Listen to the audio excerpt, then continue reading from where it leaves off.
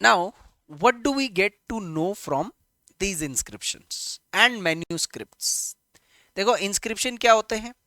पत्थर पर, पत्थर पर, मेटल पर, ठीक है, इस पर कुछ लिख दिया है तो ये तो इंस्क्रिप्शन हो गया।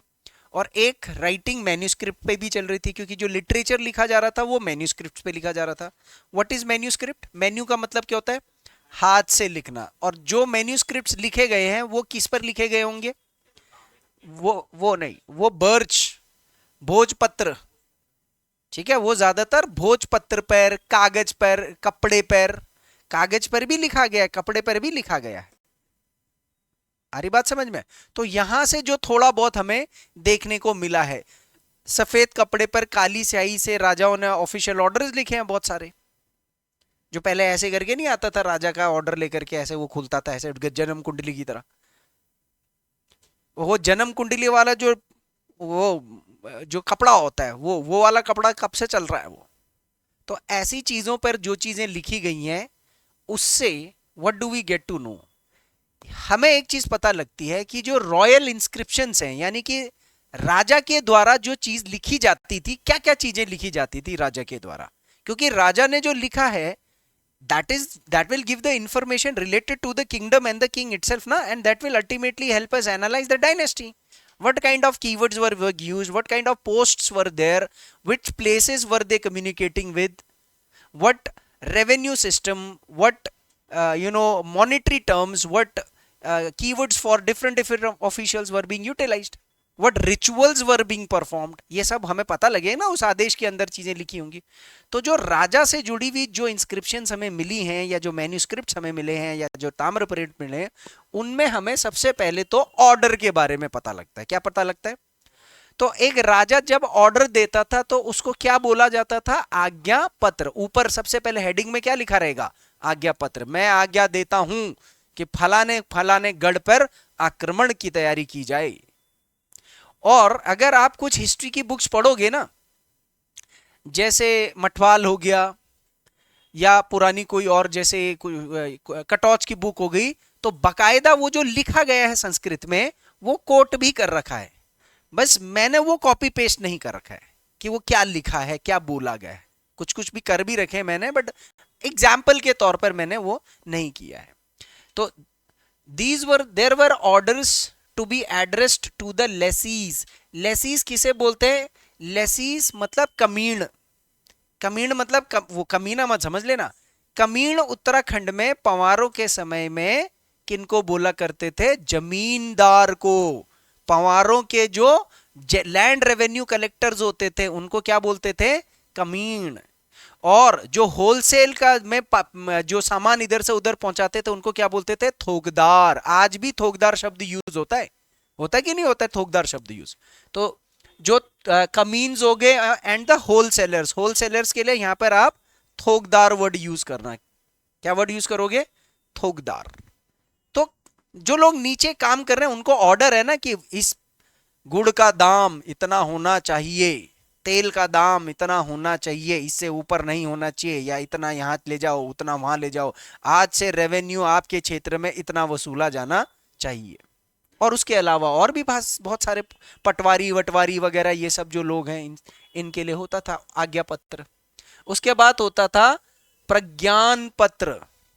अच्छा देखो, पेपर में ये भी पूछेगा कि प्रज्ञान पत्र क्या किसे कहते थे, ठीक है? तो प्रज्ञान पत्र का मतलब प्रोक्लेमेशन। प्रोक्लेमेशन का मतलब क्या होता है? घोषणा। What is the difference between order and घोषणा? घोषणा किसके लिए होती है? पूरी जनता के लिए होती है। ऑर्डर किसके लिए होता है? किसी पर्टिकुलर व्यक्ति और पोस्ट और लोगों के लिए होता है। तो प्रज्ञान पत्र क्या होता है?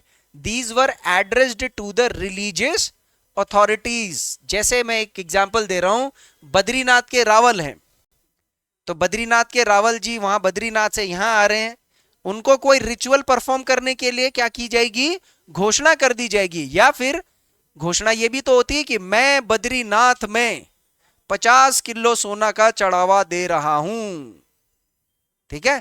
तो रावल्स ऑफ बद्रीनाथ, महंस ऑफ केदारनाथ, या हरिद्वार के जो रॉयल प्रीस्ट्स हैं, उनको लिए जब कोई डोनेशन, कोई दान, कोई बड़ा रिचुअल, कोई पूजा करवाई जाती थी तो उसका क्या किया जाता था? प्रोक्लेमेशन किया जाता था। क्या किया जाता था? प्रज्ञान पत्र जारी किया जाता था। तो घोड़े पे Dick Dick Dick Dick Dick Dick Joshimath के आसपास आ रहा है सेनापति, और मैं महाराज अजयपाल का प्रज्ञान पत्र लेकर के आया हूं कि बद्रीनाथ के रावल को ये बोला जा रहा है, वो बोला जा रहा है। उसके बाद आता है शासन पत्र। शासन पत्र पता है ना, आज भी तो यूज होता है शासन पत्र शब्द। गवर्नमेंट ऑर्डर, जीओ जिसे हम कहते हैं, letter, government letter, orders to the servants and subjects. Servants and subjects का मतलब क्या होता है? जब राजा अपने कर्मचारियों या फिर प्रजा के प्रति कोई आदेश लेता होगा तो इसको शासन पत्र कहते हैं, ऑफिशियल ऑर्डर। डोनेशन लेटर, इसको क्या कहते हैं? दान पत्र। ठीक है, डोनेशन लेटर, दान पत्र। इसमें land grants were given to the temples and monasteries and Brahmins. तो जब राजा के द्वारा ब्राह्मणों को ब्रह्मदेय दिया जाता था या कोई जगह की जमीन दान कर दी जाती थी मंदिर के लिए, तो उसको लिखा जाना चाहिए ना भाई ऑर्डर में, तो उसको क्या कहते थे? दान पत्र। फलाने राजा का दान पत्र आया है, तो दान पत्र आते ही ब्राह्मण खुश हो जाते थे, अरे कुछ है हमारे लिए। ठीक है, this was also known as, अब ध्यान देना पेपर आएगा समूह के अंदर कि पुराने जमाने में राजा महाराजाओं के टाइम पर उत्तराखंड में दान पत्र को किस नाम से जाना जाता था, तो इसको धर्म पत्र भी बोला गया है, भाग भी बोला गया है, और भाग पत्र भी बोला गया है। क्या बोला गया है? भाग पत्र। सबसे कॉमन वर्ड यूज होता था भाग पत्र। क्यों होता था? क्योंकि जमीन का भाग, हिस्सा, लैंड ग्रांट के तौर पर दे दिया जाता था। तो जब जरा वो जमीन अगर ब्राह्मण्स को दे दी जाती होगी तो क्या होता होगा फिर बताओ? उस जमीन से लैंड रेवेन्यू नहीं वसूलना है, वो वहां के ऑफिसर्स के लिए है ना। आप समझ रहे हो ये लेटर क्यों जारी कर रहा है? कि भाई वहां का ऑफिसर वो जमीन जो है, जितना उसमें जगह मेंशन कर रखा है, वो ब्राह्मण्स को देगा। ब्राह्मण्स वहां पर अपना जो भी खेती वेती करवाएंगे या जो भी करेंगे, या रेवेन्यू वो खुद कलेक्ट करेंगे, वही खुद यूज करेंगे, रेवेन्यू कलेक्टर्स उनके पास नहीं आएंगे। तो ये एक तरीके की ब्राह्मण्स के लिए प्रेस्टीज होती थी। यूजीसी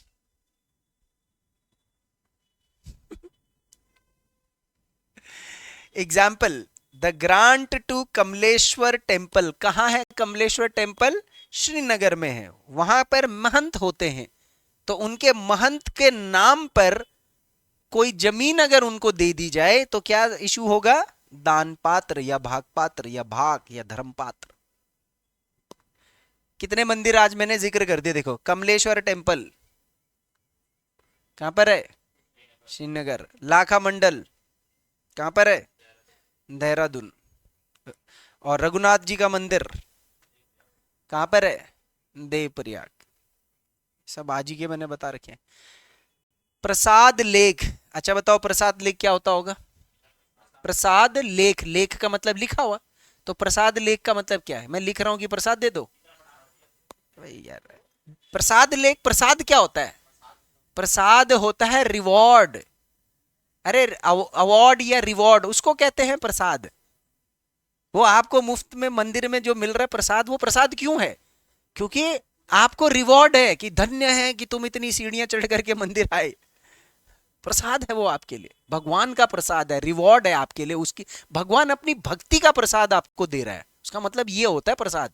उसका मतलब ये नहीं होता यार पेट भूख भूख लग रही थी प्रसाद खाओ ही। This was the reward order for service और ब्रेवरी। किसी बहादुर ने कोई युद्ध में, कोई छोटा मोटा युद्ध या बड़ा युद्ध में कुछ जीता है, आप समझ रहे हो? उत्तराखंड के कुछ महान योद्धाओं के नाम बताओ जरा, कुछ राजा महाराजा के टाइम के। माधो सिंह भंडारी। तो माधो सिंह भंडारी ने अपने क्षेत्र में कोई किसानों की खेती के लिए बहुत बड़ा योगदान दे दिया, तो क्या राजा की तरफ से क्या जाएगा? एक प्रसाद लेख जाएगा कि हमारे माधो सिंह भंडारी जनरल ने अपने क्षेत्र में ये करा है, तो इनको अपने भंडारी गांव दे दिया जाए।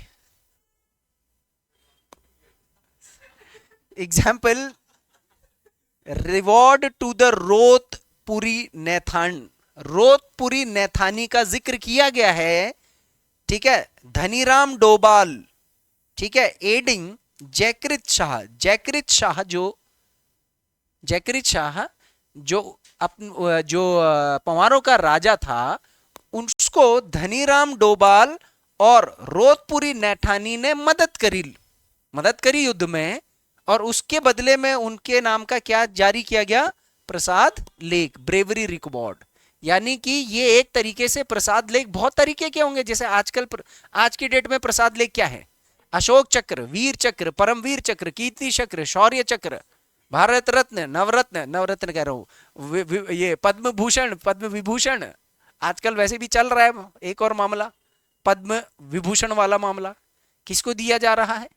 अपने कोश्यारी जी को दिया जा रहा है। पुराना वीडियो आया था उनको कि ये मैं पद्म भूषण को नहीं मानता हूं, अब नया आ गया है।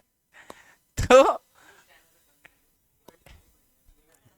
इसके अलावा रॉयल इंस्क्रिप्शंस के तौर पर ट्रीटीज भी हैं, ट्रीटी लेटर, जिसको संधि पत्र कहते थे। क्या कहते थे? संधि पत्र। ये संधि पत्र कब होता होगा? जब राजाओं की आपस में लड़ाई होती होगी, तो जो आपस में वो जो सुलह करते होंगे, समझौते करते होंगे, उसको ट्रीटी, संधि पत्र कहते थे। Diplomatic agreements between the Kings, example Srinagar treaty. Srinagar treaty copper plate पर लिखा हुआ है 1723 में पृथ्वीपति शाह और उदय सिंह बुशेरी के साथ हुआ था। हिमाचल प्रदेश में जो साम्राज्य चल रहा था वो बुशेर साम्राज्य चल रहा था। कौन सा साम्राज्य चल रहा था? बुशेर साम्राज्य। वहां का राजा था उदय सिंह बुशेर। उदय सिंह बुशेर ने जब ये पंवारों पर आक्रमण करा, या पंवारों ने उस पर आक्रमण करा, तो उदय सिंह बुशेर तो हिमाचल से यहां तक पहुंच गया था। तब एक संधि हुई थी श्रीनगर में। संधि जहां हारने वाले के वहां होती है ज्यादातर। कहां होती है? तो श्रीनगर किसकी कैपिटल थी? तो वहां पर जाकर के ये ट्रीटी हुई थी। किस किस के बीच में हुई थी? भाई एक क्वेश्चन यहां से ये भी बनेगा ना कि श्रीनगर कॉपर प्लेट ट्रीटी 1723 में कौन कौन से राजाओं के बीच में ट्रीटी हुई थी? तो पृथ्वीपति शाह और उदय सिंह बुशेर। कहां का राजा था उदय सिंह बुशेर? हिमाचल प्रदेश का राजा। सिरमौर, कांगड़ा, कुल्लू, पुल्लू सब इसी के पास था। तो ये बातें लिखी होती थी, किसके अंदर लिखी होती थी?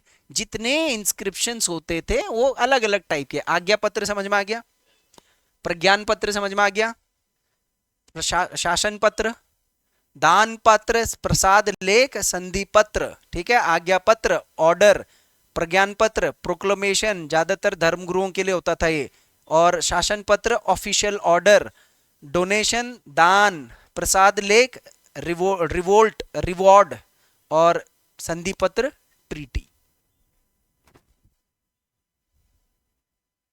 कीवर्ड बनाऊंगा तभी तो कुछ मजा आएगा आगे।